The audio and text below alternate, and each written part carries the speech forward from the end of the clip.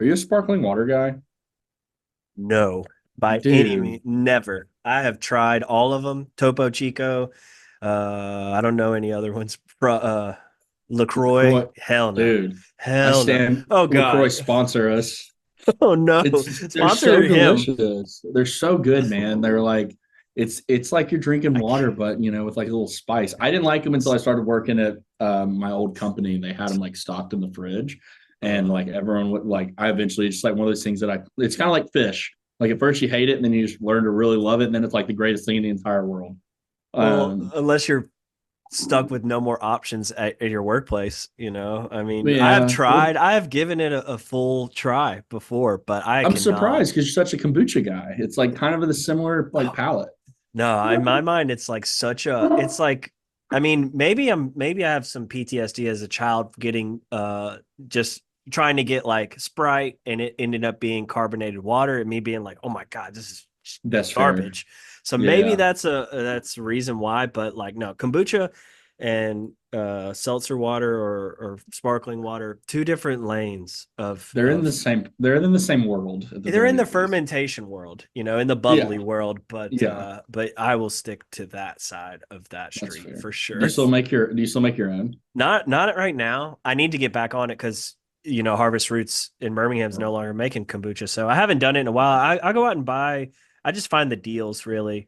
Um, I forgot what kind I just got right now, but I mean Aldi around here has like the cheapest kombucha that's really good flavors, so I usually go there. But no, I can get back on it. Anyone out there wanting to learn how to make kombucha, I will get you in the right direction.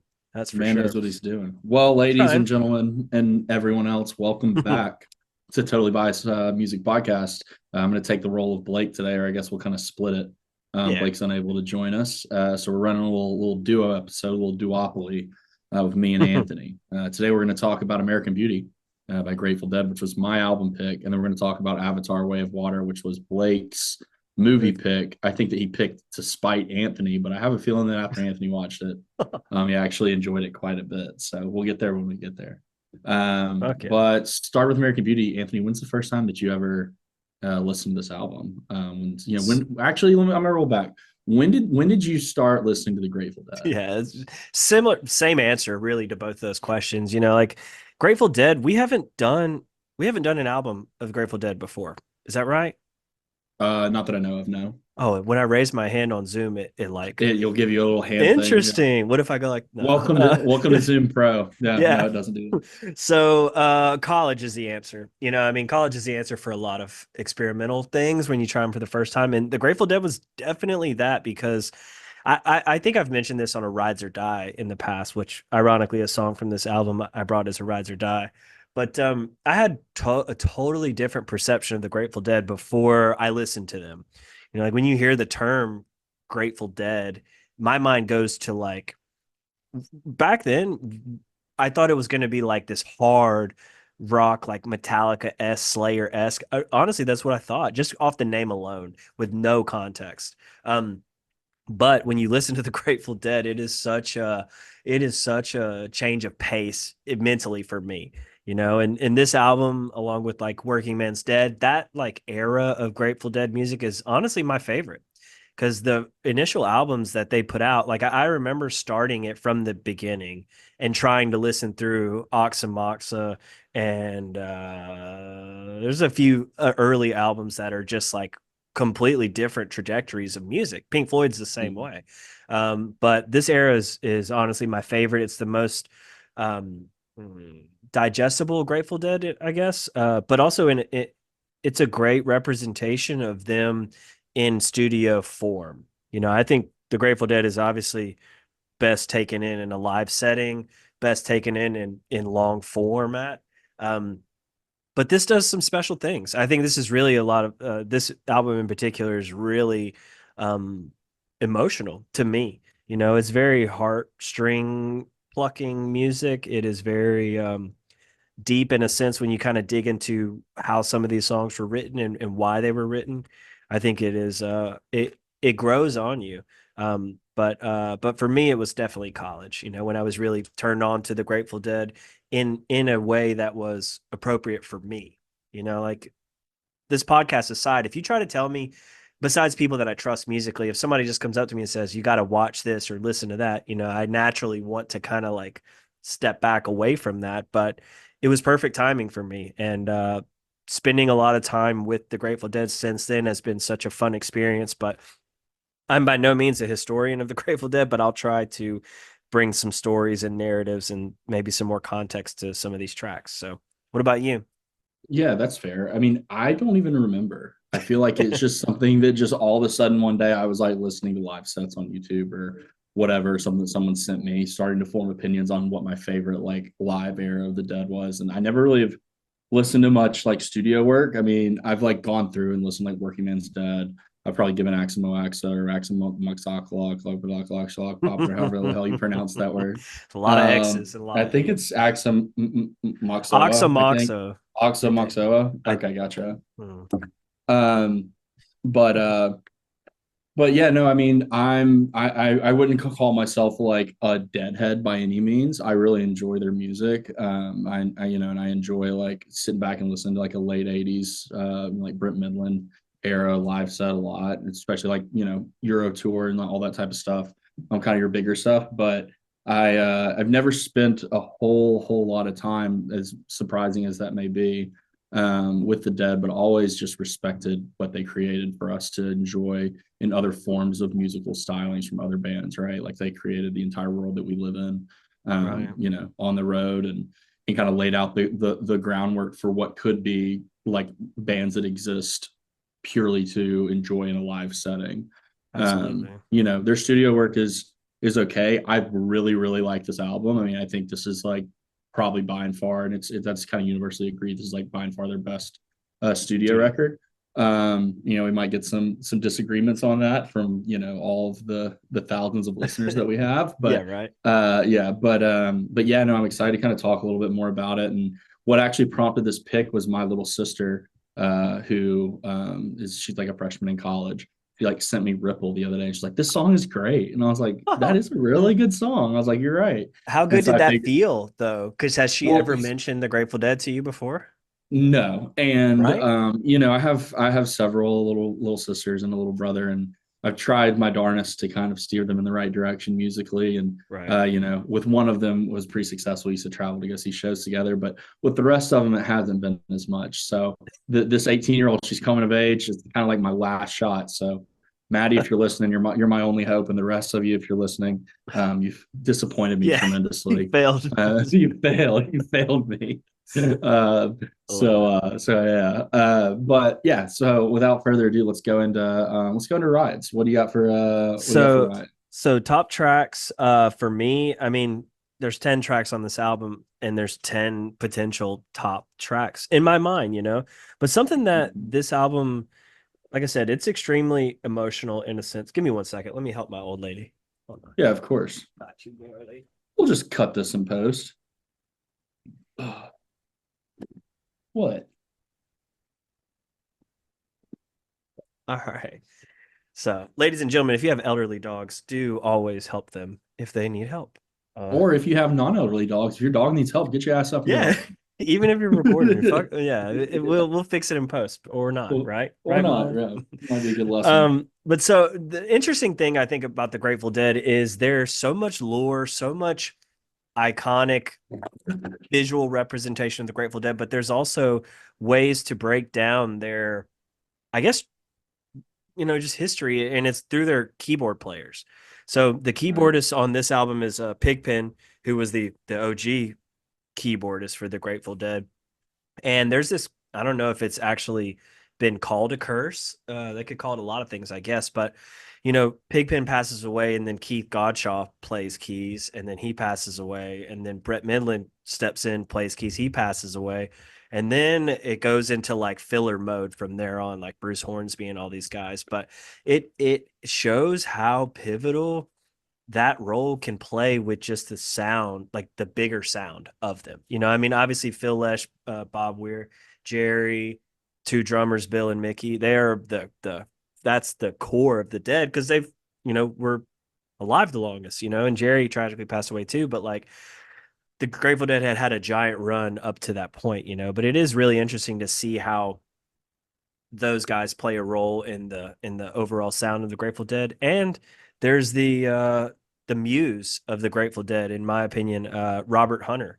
Robert Hunter was a really good friend of Jerry, and they co-wrote so much together. And a lot of these songs are attributed to Robert Hunter's words, which I think is really special that he could play a role even from the outside, without having an instrument in his hand. All he needed was a pen.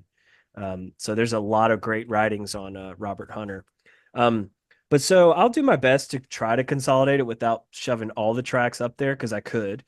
But my number three is Trucking.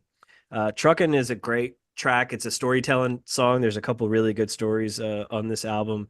But that one is really interesting because like it when I think of this album, I don't think of Trucking. Like I just Right. don't. I think of other songs, Box of Rain, Ripple, that kind of vibe. But Trucking is a very interesting change of pace song, but it also closes out this album. And typically, when you think of change of pace songs, it's a song that like pumps the brakes. But in reality, this is a slower album.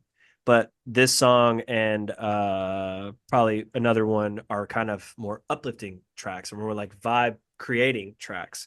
Mhm. And I've always loved that song, and it's an interesting story behind them getting arrested in New Orleans too, within that song. So there's a lot to look into with that. But so number three is Truckin'. Number two, um, this was hard because I have a clear number one, but number two, it's like there's these. I'm gonna group three tracks as my number two, and it's Ripple, Broke Down Palace, and Box of Rain.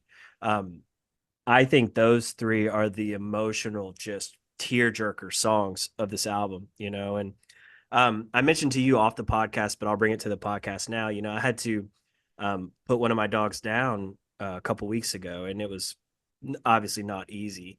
But this album is something that I had played for myself and for him, um, before you even brought it to the podcast. And I think it is a hard listen when you have that kind of frame of mind, but it is so special and can be so healing, and you can heal through heartbreak, and it's okay to be sad, and it's okay to cry. And those songs, Ripple, Broke Down Palace, Box of Rain, all could be related to death and how you can kind of grieve through songs. And for me, that's what it was able to do. And Box of Rain in particular has a really cool narrative behind it, to where Phil Lesh, who ironically recently passed away too. So this is kind of a tribute to him. That song leads off the album, and he wrote it. And he wrote it for his dad, who was passing away slowly of cancer. I think the story goes like he was writing it during his commutes to go visit his dad to be able to play for him on his deathbed, which just adds even another layer of emotional weight to this song. Yeah, But a it's little so bit. beautiful. It's so beautiful, and so there's no way I couldn't talk about those three as a collective. So Ripple, Broke Down Palace, and Box of Rain would be my number two. My number one track on this album is the one that I brought for a Rides or Die episode when it was just Blake and I think. Sugar Magnolia, one of my favorite songs. Obviously, never got to see the Grateful Dead, live, but I've seen Dead and Company live, and that song, whether it's Dead and Company, whether it's another cover band, like that's the track that I'm my circles get much bigger when that song comes on. Yeah. And there's a second half to that song too. Sugar Magnolia. Trying to think of the end of it. Sunshine Yeah, Daydream. that's it. Exactly. Yeah, that section can also spin off in its own direction. So like Yeah. what a fun track, and that's a song that's hard to bottle up in a studio format because I mean these songs can go on for so long, and they can go in so many directions and then bring you back home, but Sugar Magnolia really does it for me. So that's my number one track for sure. That's very fair. That's fair. Mhm. And I mean, I understand not being able to narrow them down because, like, in a lot of ways, when you think about just like the quintessential like dead tracks, like the ones that your average fan's going to know, Ripple Truck in Front of the Devil, Mhm. um, Broke Down Palace, like those are all tracks that are just insanely well known from anyone in the jam community to people that just watch TV and have seen any given commercial. right? exactly. So yeah, so I'll start on my three. For three, I actually have Box of Rain. I absolutely love that song. I love that like Phil like contributed the opening track to this. I didn't know that he wrote it about his father, which is topical and quite interesting. But yeah, rest in peace, Phil Lesh, of course. Yeah. And there's just like some really, really beautiful, iconic lines in this, right? Like it's all a dream we dreamed one afternoon long ago, and Ram Dass has a quote about, we're all just walking each other home. And I feel like a lot of these songs on this record in general kind of encapsulate that general idea of like death and, whatever it is that's going on afterwards. And Box of Rain kicks it off with just some of the most like poignant lyrics that you could imagine about that type of topic. So Box of Rain's my number three. Number two for me is actually also Sugar Magnolia. Yeah. Not necessarily from this album, but like as far as like you go see a Dead cover band and like everyone shreds Sugar Magnolia. It's just like, there's something about the bass line that like creates a really good tapestry for people just to jam over. And like you said, it can go on forever. And like Right. just I so many times of hearing people walking in the sunshine, like hitting that note like Oh over and yeah. over again, and like it's always kind of like a backing vocal, and then like sometimes like takes center stage, which is super sick. And then my number one song and one of my favorite songs of all time is Broke Down Palace. Yeah. I'm absolutely obsessed with Broke Down Palace. I listen to it almost daily. There's a really good cover by this. I think I actually brought it for Rides or Dies once, maybe. A band called the Watkins Family Hour. Mm. It's absolutely Oh, that's gorgeous. so interesting because Yeah, I found a I mentioned before I get records from all sorts of sources that I paint on them or play them or do things with them, and uh-huh. one of them is a Watkins Glen album, and all the songs are Grateful Dead songs, so Wait, like it's a Watkins Family Hour album. it's not called Family Hour, it's called Watkins Glen, but I can Okay. only assume that there's some sort of correlation between that. Um, so something to dig into after the podcast, but Yeah, I'll put that on the list because Watkins Glen yeah. is actually a place that Fish plays or used to play all the time. So the Is album up may in New be, York. so the album may be called that, but then the guys playing may be this kind of family hour, collective. Yeah. Send me the album art of that whenever you get a Yeah, chance. I want absolutely. to check that out. Yeah, it's in Hmm. Watkins Glen is in it's in like North New York, like upstate New York. That's Gotcha. what they call that.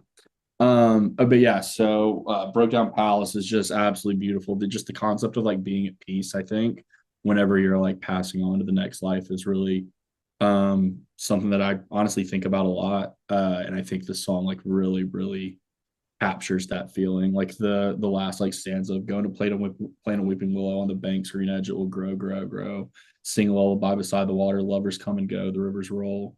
Fare you well, I love you more than words can tell. Right? Like that's just it's iconic, it's beautiful. And it's also Rob, like these songs, a handful of them could be like Broke Down Palace can be a lullaby track, Box of Rain can be a lullaby track. Ripple is a lullaby track, I mean, these are songs that like can touch so many different emotions in so many different contexts, but they can be dark and then they can also be beautiful. I think that's like the blend that they're able to produce, and it's just so well done. I mean, these songs are gems. I think all of them are, or a lot of them are, for yeah, sure. yeah. I mean, Darcy and Hunter were cooking on that one for sure. I'd say let's go into bottom tracks. I don't know if you have any. If there's a So, song here that you don't love as much, maybe like I mean, like, so our Operator, our concept of a bottom track has changed over time, right? Like before it was like, listen, you got to pick three that you think are like the least favorable on the album. And over time we've changed it to three songs you don't like. right, And I right, think we need to go back to our original iteration because it makes it because when we started this podcast, we were like, you got to pick three. right, Like right. you have to pick three that you would not listen to as much as the others. Yeah, okay. We won't do that today, but we need to think about that going I forward. got you. I got you. I Yep. mean, like, I mean, Operator is a pigpen track. It's obviously Mhm. a different lane than the other ones are. But that doesn't make it bad. But is it one of my favorites? Not so much. Candyman is another lullaby track. I think it's beautiful. Do I listen to it as much as the others? No. Um, So those two I would put down there. But I mean, the other ones I haven't mentioned, Till the Morning Comes. I mean, Awesome I song. love that song, you know. Yeah. Coming out of Broke Down Palace, it is a vibe shifter, right? But it kind of builds to that where it needs to go. Addicts in My Life is a really cool, could be a cappella concept type of song. You know, this is where you're getting Bob and Jerry and Phil, everyone's singing, you know, in unison, and it feels right. Um, and what's the other one? Friend of the Devil. I like that song. I think it's a really cool story. I like I think it's Counting Crows that does the cover of Friend of the Devil. Um, Wow. I want to say, oh, that's gonna drive me nuts. Counting crows. Hold on. Let's see. Counting. That's driving me nuts. Yeah, they definitely have a cover and it's really fucking good. Debatable as good as the original. It's kind of whatever your flavor is, but yeah, that would probably be another one that I don't listen to as often. But but this album's full of goodness. Goodness far outweighs any negativity you could kind of pull out of it. But yeah, so if I was to say three tracks, Operator, Candyman, and Friend of the Devil, but I mean, it's hard to say that. Anything is bottom out of this Yeah. thing.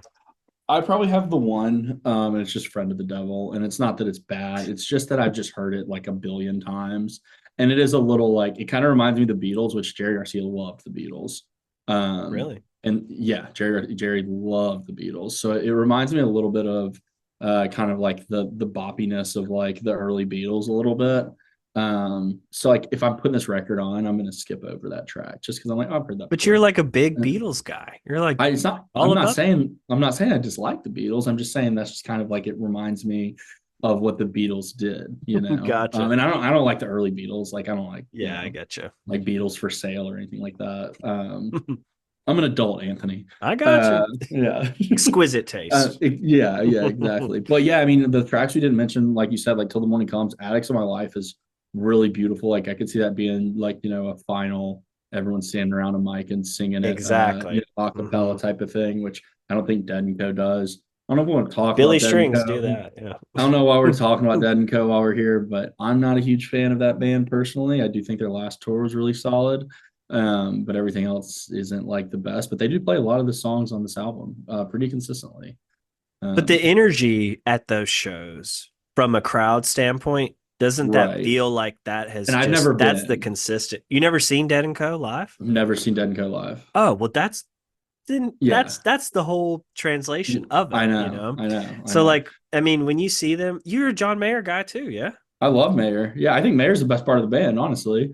Oh, hey, listeners, hey, Mayer Trey, shreds, dude. he Mayer does shred, shreds. but like the best part of the band. Mayer, O'Teal, and Chimenti are the best All right, parts of well, that let me give band. you a context of the Dead and Co live shows now. Now, it's been at least 2 years since I've seen them live, but the so Mickey Hart, all right, Sonic Maestro, okay, plays the beam live. And that is like when you want to hear just frequencies coming at you, just throttling and coming back. I mean, it is so fucking cool. So like that alone, the space segment with the beam is beyond worth just experiencing in a live setting. But like I said, that's the thing. Like when you do get to see them, I hope you do get to see them. Maybe not at Las Vegas, but they're going to go back next year. I think they've already announced that. Um, Yeah, they've already at announced the their Sphere, residency. Yeah. yeah. I But might go. I might go for a weekend. Shit, it could be fun.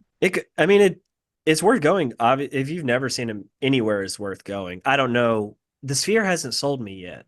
I don't know. Oh, you were mistaken about that, my friend. It's the I biggest technological advancement in the history of don't the music. disagree. Don't Dude, disagree. But it's there's amazing. something about unless they can it can there's something about the Grateful Dead outside to me. Like That's fair. that is like but if I Yeah, can look up and see stars when I'm inside in a sphere, I mean it could probably do it for me. I think But they the do energy, that. yeah, the Yeah. energy at those shows is what is contagious to me. I got to see him in Atlanta, the Phillips Arena. This might have been like 2018 because they've been playing for a long time. The Dead and Co has, but Yeah. I mean, the moment I walked in there, you see kids, you see elderly folks. I mean, it's like every age range is represented at a Dead show, and everyone's there seem to have a good time. I didn't have any bad experiences. I know that there will inevitably be negative experiences there, but it felt fucking great. And it felt Yeah. like I could imagine it felt like in the 60s and 70s and 80s too. So, um, yeah, definitely worth seeing. And I can't wait to hear your response when you do get to see him. I Plus, mean, if I yeah, get to see them, because they're not touring, they're just doing the residencies now. But maybe I'll make it out we'll there. Could be see. fun. We'll see what I'll go. happens. I'd see it. I'd see any. I'd go see the Eagles of the Sphere. Swear to God, I don't even like. I fucking hate the Eagles. Actually, Could not I pay me to go see that that. I don't place is think. dude. That place is amazing. I The feel that. seats vibrate. They're haptic feedback. I get it. Um, I get it. But all like right. I'm out of the seat. You know me? I'm like, there is no Well, seat that's the that I'm best going part to. is you can pop the seat down with your hand and you can feel it while you dance. Oh, okay.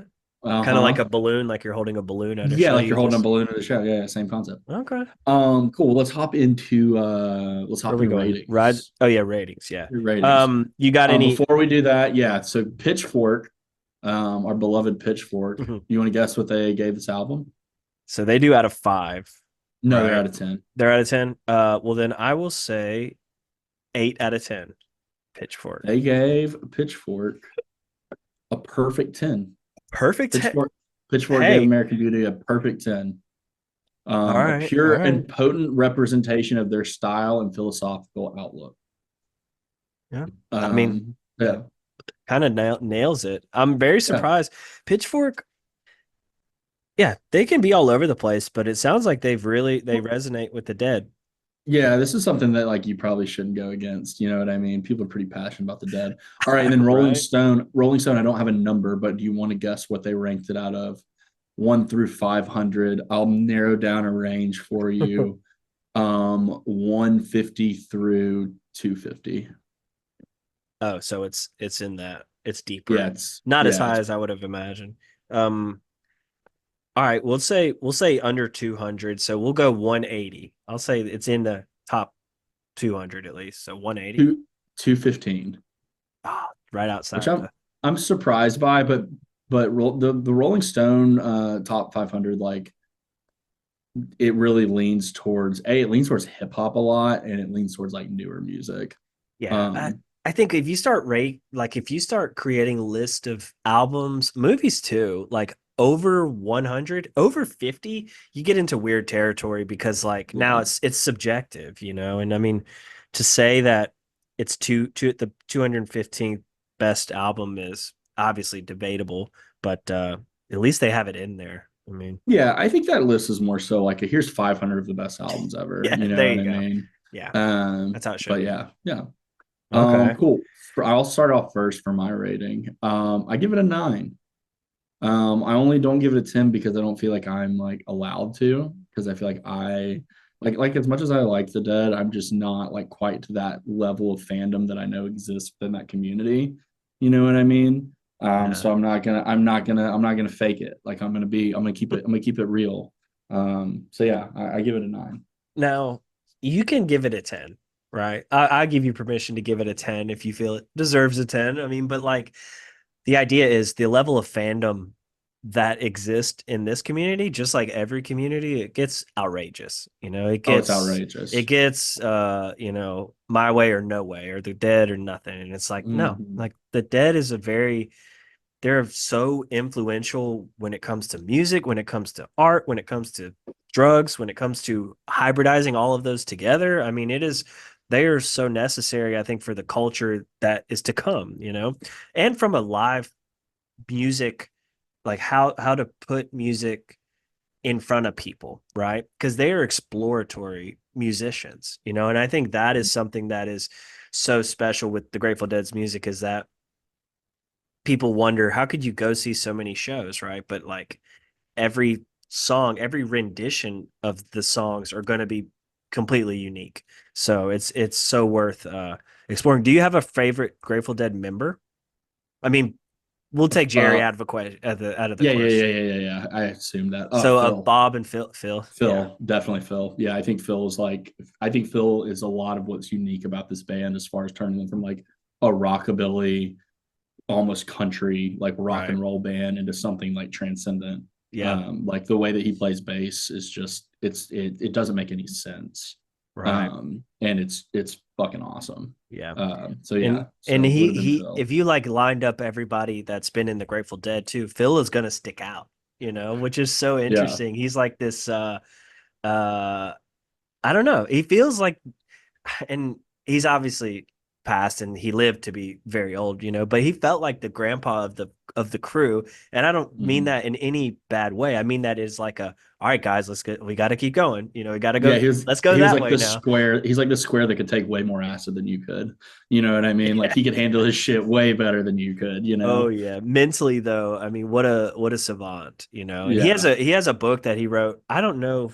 It might be called Box of Rain, but he has a autobiography that he wrote is phenomenal. And there's a lot of autobiographies written on the dead. Bill Kreutzmann did one. I know The Art of the Deal or something about the deal. I don't know.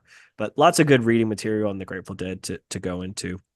The Art of the So, Deal is a Donald Trump book. right. I think Yeah. that's what it's called. It's not called The Art of the Deal, but it's something Yeah. about deal. Yeah, yeah, Look that up while I pull up. Give you yeah, my yeah. rating. So for me, I'm along the lines with Pitchfork on this one. This album gets a 10 out of 10 for me.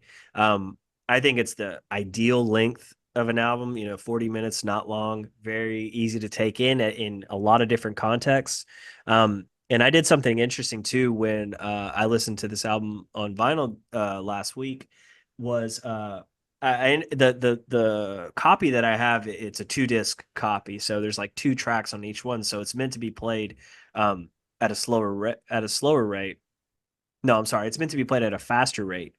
My turntable settings were the slower one, so I guess it was on 33.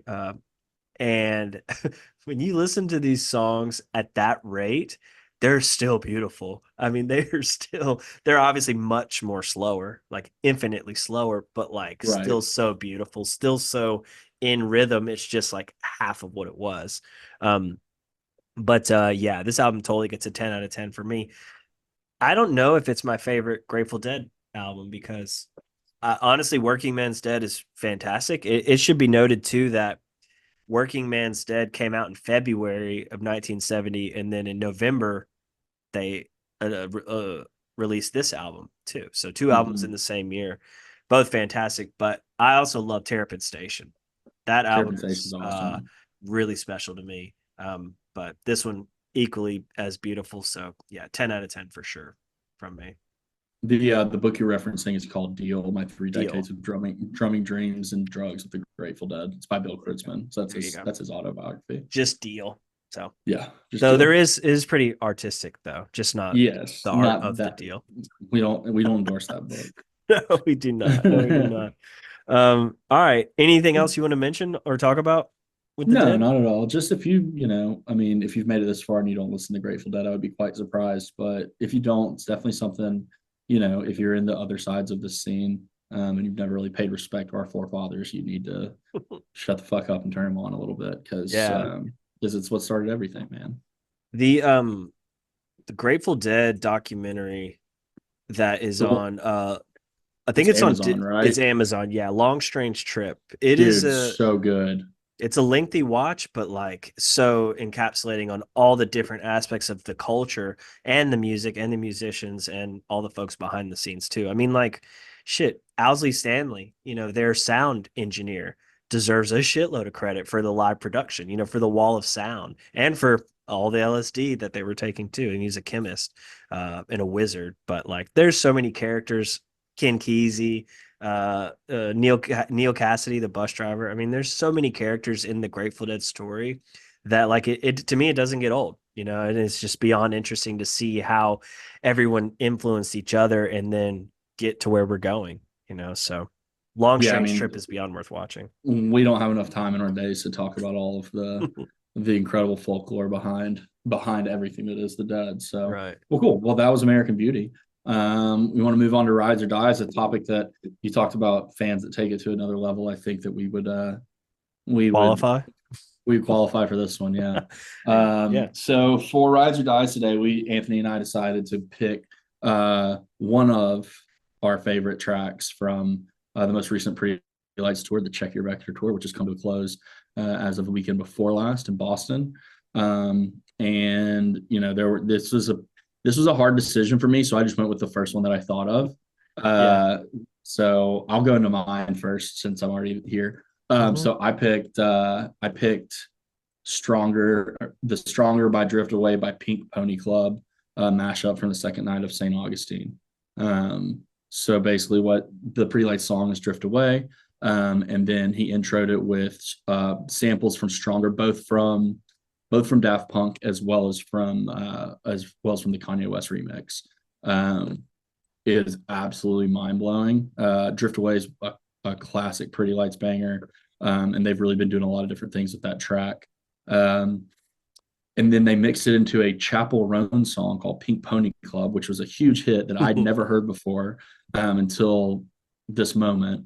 And I was like, just mind blown. I was like, what the fuck is this? This is great. Um, and I'm not like, I listen to pop music. Like I'm not averse to listening to things that are on the charts. So it was like kind of shocking to some of my friends. Like, how have you never heard this? I was like, I don't know, I just haven't. But ever since then, like we've been talking about Pink Pony Club all the time. We were singing it all night long, after the show. Actually, on the last night, we were more so just kind of making a bunch of jokes about it. But yeah, I'm sure you listen to St. Augustine shows. I don't know if you streamed them live, but what'd you think about this one? Uh, Interesting choice. You were at this run of shows, right? So Correct. Yeah. this one was on the 23rd.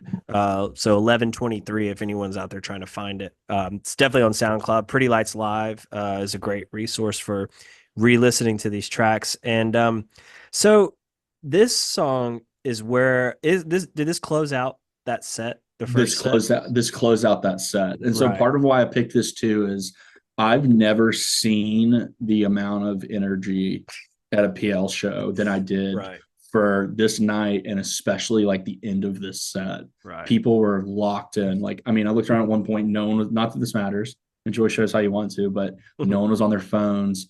No one was putting a spoon to their nose. Like people were just like going at it dancing. Yeah. And it was just this like almost transcendental moment where everyone was just whatever. So whenever Stronger gets brought in, a song that like everyone in the building knows, it just like really blasted off from there. Right. And then to go into some of like the really sick beats from that track, and then going into Drift Away, and then back into another track that everyone else knows, like they were just on it. They couldn't miss. I've never seen Derek happier in my life. Guy was Right. just grinning ear to ear. I think that's accurate for the entire tour. Like he's just progressively gotten more comfortable and happy and vocal, but like, hey, I mean, this song has a little bit of flow into it as well. Yeah, huh. But this song it kind of goes into the party lights electro house category for me, that they do in the live shows, and I so Mm-hmm. respect them for going there. They continuously go there, whether it's a one or two or three song segment of a set or of a night, when the time's coming, and I think the fans do too. So once they realize, oh shit, we're going, and then like everyone builds, and then they can explore too. I think that, kind of going back to the Dead, like they were so influential with this type of live setting for music. To say, all right, we don't know where we're going, but we're all on the same trip, and we're gonna go, and we'll land this thing.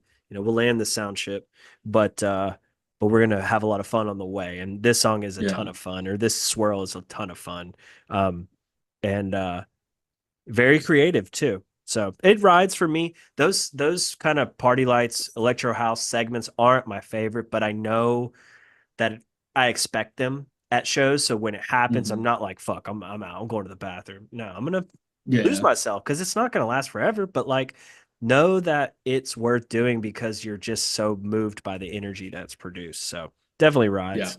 Um, I had not heard that Pink Pony Club, or at least never like registered that song before either.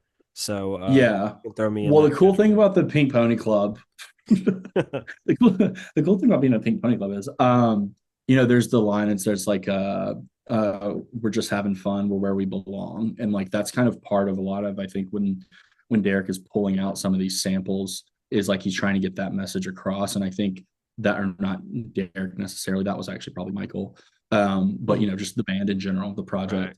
And like, so they're pulling these ideas from all different genres of music. And so that's why it's a big part of that. Like, it's very intentional, right? He's not just playing a pop song, play a pop song, get a reaction No. out of people. He's like, check out this cool thing that's like in line with the message that we're trying to push out. At least that's like my take on it. And so then that's why I think sometimes he feels the need to get vocal and turn on his microphone, which I love personally.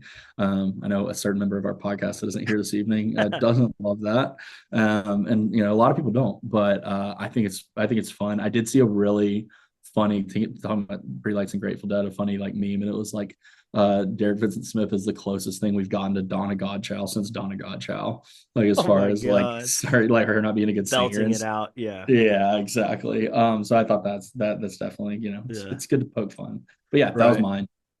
Oh, hell yeah. Well, great pick. Yeah, that is a funny meme. Yeah. Now my rides or dies is from shit. I think it's from Bethel Woods. It I is just from Bethel, and I take an issue with it, but go ahead. so I don't it's take an on. issue with the song. Were you at this set? So this is I 8/24 when this yes, I was set there. happened. So the I was not there, so I watched all the streams though. But this swirl, it's really I had to pick one track to send you, but it really starts with Chasing Rainbows.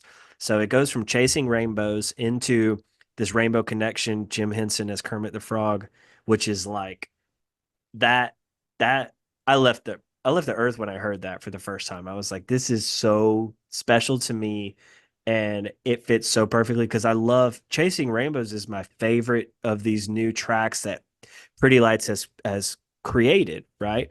Hmm. But to swirl it with the Rainbow Connection and the Reading Rainbow theme song and Over the Rainbow, I was like, just every time that's and the next sample came out, I was just floored.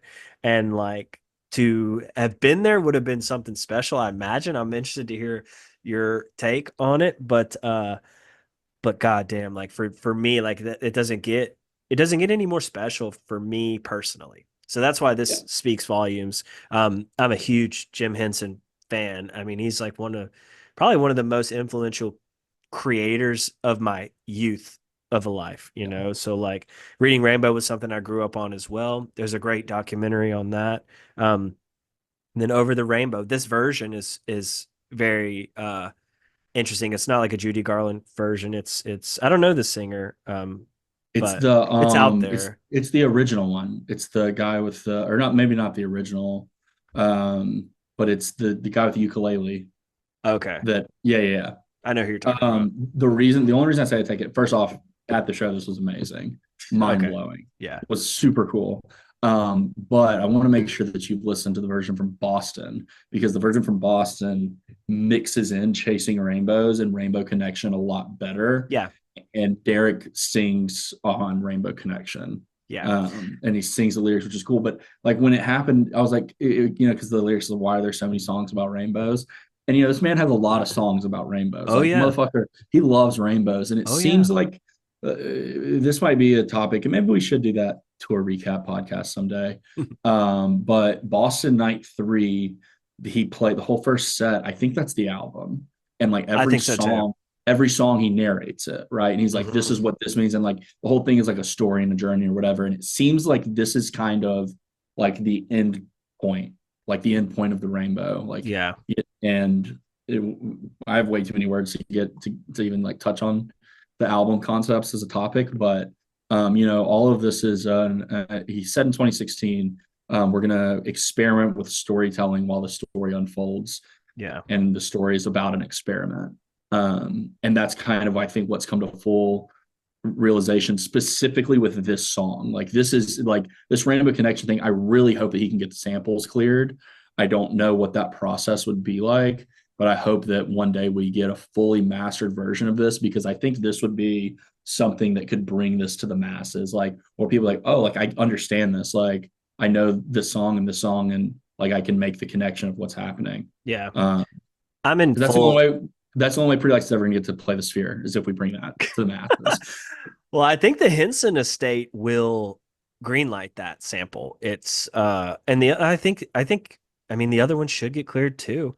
Yeah. But yeah, I thought about bringing the Boston one too because like that floored me equally as much, right? And same thing Yeah. with St. Augustine. I think there's a set that they opened with Chasing Rainbows with, but I felt the same way with this last night of Boston, where I'm like, they're debuting the album right now, right? Right.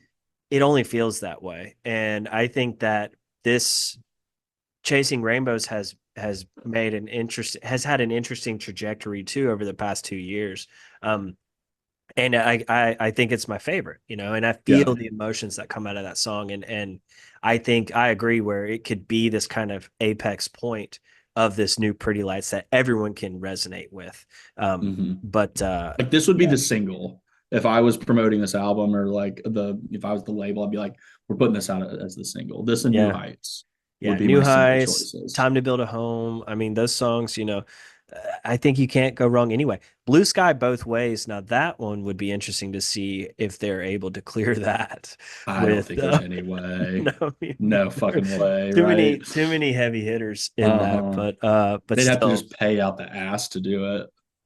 I mean, like, Yeah. but if you can get whoever, I don't know if Roger Waters or David Gilmour, or I guess David It's Gilmour would it's own David that. Gilmour owns the but rights, I'm but sure. also it's like that's a Roger Waters written song too. So who knows? But I don't know how that, you yeah. can Who dream. But knows? either way, Yeah. it's like, yeah, this go listen to that Boston set, listeners. It's December 7th, 2024 when it came out. And oh, just let your mind teleport to where it's gonna go and listen to the story. So was So good. so happy with how that show came out.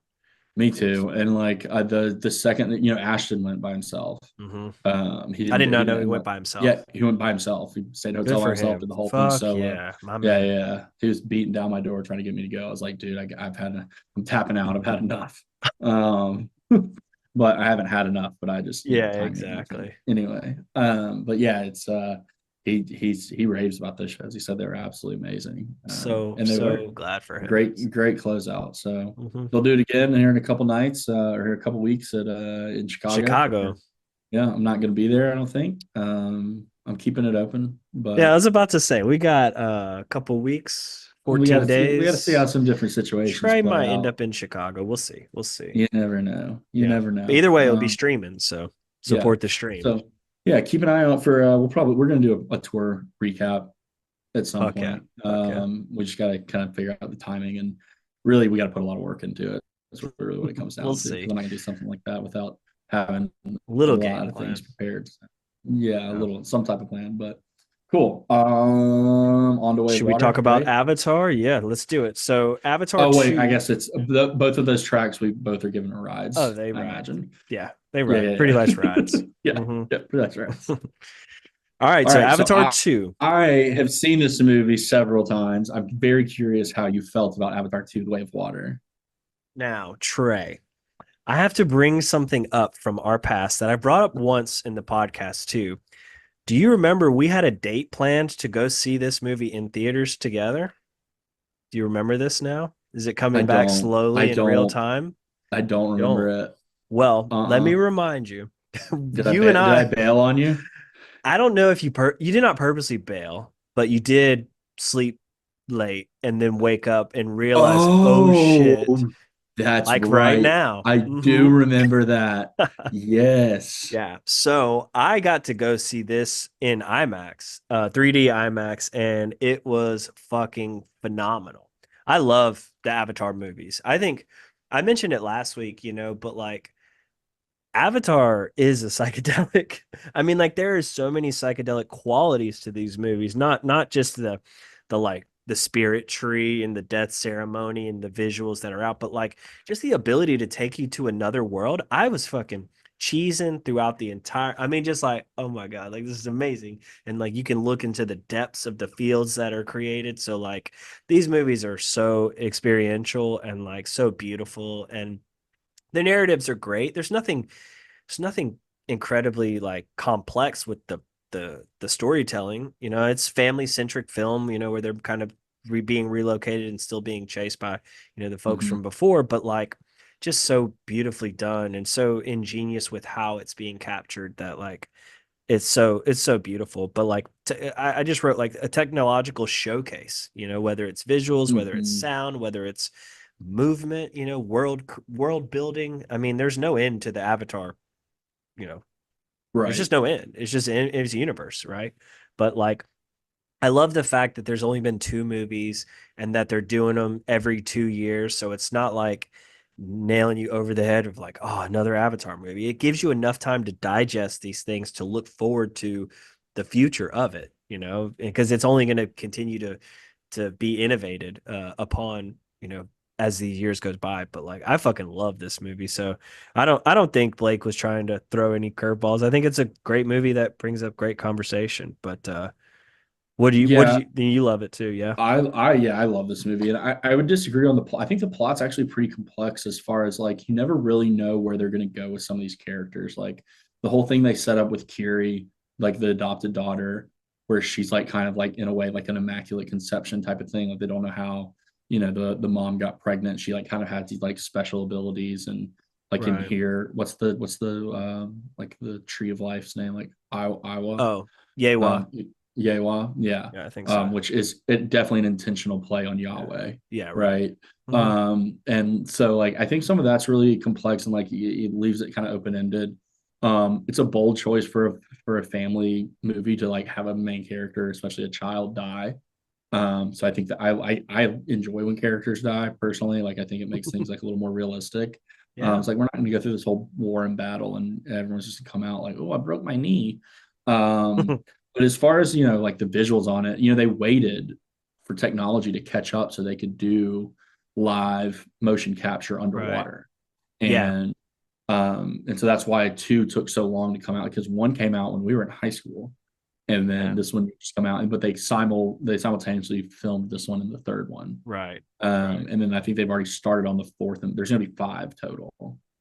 Gotcha. Um, yeah, but yeah, the next one comes out this summer. So 2025. 2025, yeah. Is it the So summer or is it the winter? Is it the Christmas time? yeah, Might be worth digging, but that one's what's it, Fire and Ash or yeah, Fire and something Ash. like that? Yeah, which Um, the elements that are in these films too are so cool you're because right. It's December, yeah, I mean December they're 2025. gonna capitalize on Christmas, but like Yeah. by all means take it over because like that again, these are so worth experiencing in theater. Um and This one was so cool because of that water aspect. You obviously knew there's going to be water was going to be the theme of it. And Mhm. I mean just such just splendor to like take in, because Mhm. water, the jungles, it starts in the jungles and then you kind of travel with them to this other world, and then Right. whoever the colonel is, is now an avatar too, and he's like he discovers his body which was dead, which is there's this whole that interesting dynamic is there, and then the his child, what's his name in this? He has a one word name that they call him. Loak. No, doesn't he have another name like Crash or some shit? Come on, Spider. Spider, that's it. Yeah. Spider. Yeah, I yeah, mean, yeah. his role is interesting too. I mean, you can obviously, at times I think understand where his head is at, but again, there's conflict when you realize, oh, is this guy my father or does he have the DNA of my father? It's just Right. there's a lot of internal conflict throughout these films too that I think is it's interesting to put on a Yeah. viewer. No, it's definitely something. As far as like the different ways that it like pulls you, much like water. And like kind of Exactly. the narration of like water is like the great link of life. Like it's you're born before you're born, you're in the water, and after you die, your body returns to the water. That type of stuff. Mhm. It's really cool. There's a lot of very psychedelic motifs. Yeah, definitely, So definitely. Beautiful yeah, movie. yeah. Looking forward to the next one. Yep, Well, cool. Well, that's all she wrote for us on this duo episode this evening, I think so. right? Yep. I That's mean, no no extra. we'll release what we're gonna do next week once we know what we're gonna do next week. Yeah, So we'll discuss that off the pod. But yeah, Trey, it's been a good one. Two gem of an album, gem of a movie, and then gem of a tour talk right in the middle of it. So yeah, I exactly. say Listen to Pretty Lights, listen to Grateful Dead, go go see see Avatar, which I'm Avatar. sure you already have because pretty much everybody did. All right, one more Right. question. I think so. I just saw Interstellar in the theaters the other day. They did an IMAX re-release. Fucking powerful I've never seen experience. that movie. Trey, if it I is know, still, I I know. mean, Never like, seen it. if you're free tonight and it's showing in IMAX near you, that is a movie to see in IMAX We don't have one here. without a, oh, damn. Well, in theaters Yeah, on a big screen in general is worth experiencing. But like, I kept getting this thought of like, there are certain films. I think Oppenheimer is one. I think these I'm avatars are another where like they should be re-shown in theaters yearly. I feel like. Do you feel like Avatar should be a movie that should be re-shown in theaters like yearly for people to kind of go back to in that format? Because sound in a theater in IMAX is like you can't beat that just physical experience of a right. movie. And Oppenheimer is one where like That's my favorite thing about IMAX is the sound. It's not necessarily the screen. exactly. And No. Interstellar in that context so powerful. And Avatar in that context is powerful too, not from like a sub base level like Interstellar is, but like just from an ethereal kind of world revealing kind of format. It's just so worth experiencing in that context. So I was just curious, but I wish they would do that more. Is do like make it a yearly thing. So that way, I mean, Yeah, people can look forward to going to see it again, you know, versus just it kind of coming out whenever. I don't know. These Avatar movies are special, I think. yeah. I wish the theaters would reshow movies more frequently in general. I think it'd be a good way to pull people in. But Definitely. Stick with that's whatever we fun. can get. So great Yeah, episode, man. yeah, And absolutely. listeners, thanks for Always a hanging in pleasure. there. Yeah. Mhm. Talk to you later, my friend. All right. Peace. Peace.